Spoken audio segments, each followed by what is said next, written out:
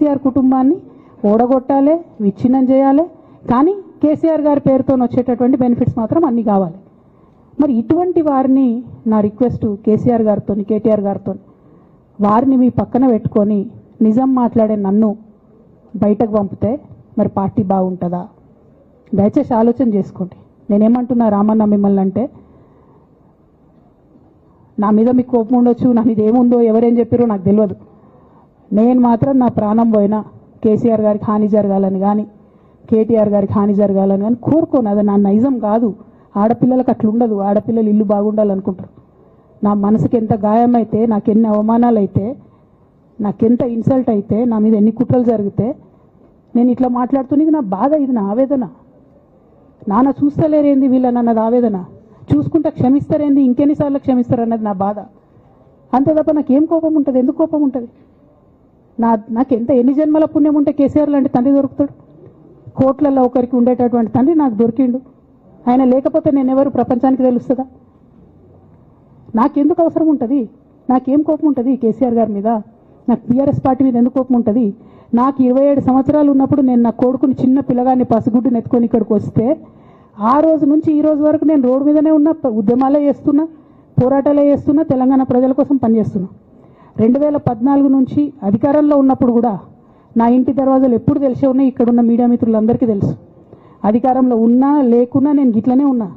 అధికారంలో ఉన్నప్పుడు నన్ను ఏమి సాగనీయకుండా నన్ను ప్రతిపక్ష ఎమ్మెల్యేని చూసినట్టు, ప్రతిపక్ష ఎంపీని చూసినట్టు చూసినా నేను ఇట్లనే ఉన్నా, ఓపెన్ మైండ్తోనే ఉన్నా.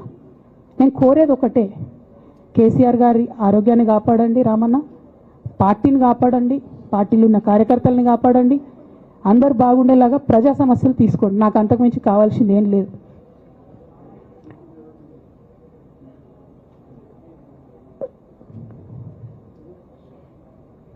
కానీ మొన్న అసెంబ్లీలో అర్ధరాత్రి దాకా పెట్టి రేవంత్ రెడ్డి గారు కేసీఆర్ గారిని తిడుతుంటే దయ్యాలు వేదాలు వాళ్ళు ఇస్తున్నట్టు అనిపించింది నాకైతే. దానికి ఈయన హీరోలాగా ఎదుర్కొన్నాడు, ఈయన 6 అడుగుల బుల్లెట్ అని పార్టీ అంతా ట్వీట్ చేస్తే, మరి 6 అడుగుల బుల్లెట్ ఎవరికి గాయం చేస్తుంది? ఎండ్ ఆఫ్ ద డే ఇవాళ అయితే నన్ను గాయపరిచింది, రేపు రామన్నను గాయపరుస్తారో కేసీఆర్ని గాయపరుస్తారో. జాగ్రత్తగా ఉండండి రామన్న, నేను చెప్పేది ఏం లేదు. జాగ్రత్తగా ఉండండి, కేర్ఫుల్గా ఉండండి. ఎట్ ద సేమ్ టైం ఈ హరీష్ రావు గారి కారణంగా గమ్మత్ ఏముంటుందంటే, ఒకసారి హంపీకి పోతారు వీళ్ళందరూ, మీ అందరికీ తెలుసు ఆ స్టోరీ. హంపీకి పోయి పాటలు పాడుకుంటారు, మొత్తము చాలా మంది కలిసి కేసీఆర్ గారిని చాలా అవమానకరంగా మాట్లాడతారు, ఒక పార్టీని వెన్నుపోటు కొడదామని డిజైన్ చేశారు. ఇదంతా వీరికి తెలుసు, హరీష్ రావు గారికి తెలుసు.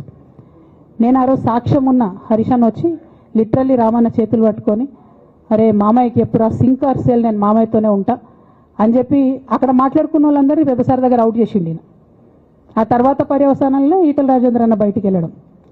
ఈ మహానుభావుడు వల్ల జగ్గారెడ్డి దగ్గర నుంచి మొదలు పెడితే, చెరుకు శ్రీనివాసరెడ్డి ముత్యంరెడ్డి అన్న కొడుకు దగ్గర నుంచి మొదలు పెడితే, రఘునందన్ రావు గారు, మైనంపల్లి గారు, విజయశాంతి గారు, విజయరామారావు గారు, ఆయన పాత పెద్ద ఆయన ఉండే ఈటల రాజేందర్ గారు, వీళ్ళందరూ పార్టీలోకి వెళ్ళి పోయినారు కదా. పోలేదా? ఇవన్నీ హరీషన్న చేసినాయి కాదా? ఆనాడు దుబ్బాక ఉప ఎన్నిక ఎందుకు ఓడిపోయినాం? దుబ్బాక ప్రజలకు ఇప్పటికి కూడా గుర్తుంటుంది. వాళ్ళందరూ ఒకటే మాట చెప్తారు, ఈయన సిద్దిపేటకు తప్ప రూపాయి రానియాడు దుబ్బాకకు, ఈయన వచ్చి ప్రచారం చేసిండు కాబట్టి మేము ఓటేయాలని ఓపెన్గా చెప్పారు ఆనాడు ఎన్నికలలో. దానికి ఏం రాపించుకుంటాడు ఈయన పేపర్లల్లో? ఒంటరి పోరాటం చేసి ఓడిన హరీష్ రావు. అసలు ఓడిపోయిందే మీ వల్ల కదా. మీరు మీడియా మేనేజ్మెంట్లో సూపర్, అలా డౌట్ ఏం లేదు. రామన్న యూట్యూబ్ మేనేజ్ చేసి ఈయన మెయిన్ స్ట్రీమ్ మీడియా మేనేజ్ చేస్తాడు, అంతే, అంతకుమించి వేరే ఏం లేదు. నేను రామన్నని రిక్వెస్ట్ చేస్తున్నా, మీరు కూడా ఆ స్కిల్ నేర్చుకోండి అన్న. అట్లనే ఈటల రాజేందర్ గారు ఉప ఎన్నిక దగ్గరుండి హరీష్ అన్న గెలిపిలేదా అండి ఈటల రాజేందర్ని? ఆనాడు పీసీసీ అధ్యక్షుడిగా ఉండి రేవంత్ రెడ్డి గారు ఏమంటారు, కాంగ్రెస్ పార్టీ ఓడిపోతుంది ఇడా అని చెప్పి ఆయన ముందే డిక్లేర్ చేసిండు, ముందే చేతులు ఎత్తేసిండు. హరీష్ అన్నాడు పోయి కూర్చొని మరి ఈటల రాజేందర్ అన్నని గెలిపించొచ్చిండు. ఈ బంధం రేవంత్ రెడ్డి గారిది హరీష్ రావు గారిది అప్పటి నుంచి కొనసాగుతుంది, కొత్త బంధం ఏం కాదు ఇది. నేను కేసీఆర్ గారిని పెద్దల్ని రిక్వెస్ట్ చేసేది ఒకటే, ఈయన చేస్తున్న నక్క జిత్తుల్ని దయచేసి గమనించండి. ఇవాళ నేను బయట పోతా కావచ్చు, నాదేముంది, ఉద్యమంలోకి వెళ్ళి వచ్చినా మళ్ళీ ఉద్యమంలోకే పోతా, నాకు భయం ఏముంటుంది, నాకు ఎన్నడూ పదవుల మీద ఆశ లేదు.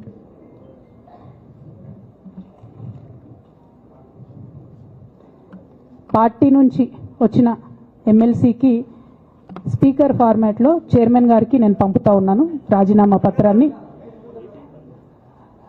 అట్లానే బీఆర్ఎస్ పార్టీ ప్రాథమిక సభ్యత్వానికి కూడా గౌరవ పెద్దలు కేసీఆర్ గారికి రాజీనామాను పంపుతా ఉన్నాను. దీన్ని మన రావుల చంద్రశేఖర్ రెడ్డి గారికి తెలంగాణ భవన్